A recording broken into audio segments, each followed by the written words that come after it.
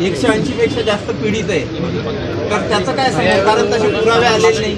आमदार आज साहेबांनी बोंडे साहेबांच्या म्हणण्याचं त्यांच्याकडे काही पुरावा असेल किंवा त्यांच्याकडे काही गोष्टी असतील त्या पोलिसांना दिल्या पाहिजे.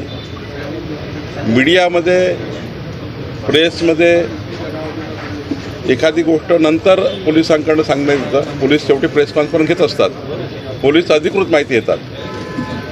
पण त्यांच्याकडे बोंडे साहेबाकडे किंवा अजून नवनीत राणाकडे किंवा प्यारे खान जे काही स्टेटमेंट करतात आहे, त्यांना माझी विनंती आहे की मीडियाच्या माध्यमातून समाजामध्ये कोणत्याही पद्धतीचं असं वातावरण होणार नाही.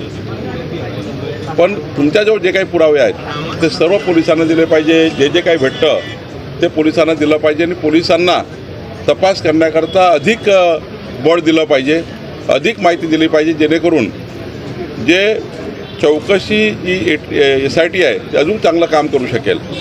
आपण मीडियामध्ये स्टेटमेंट करून पोलिसांच्या चौकशीला भरकवणं नाही किंवा SITला भरकवणे हे काम कोणी करू नये.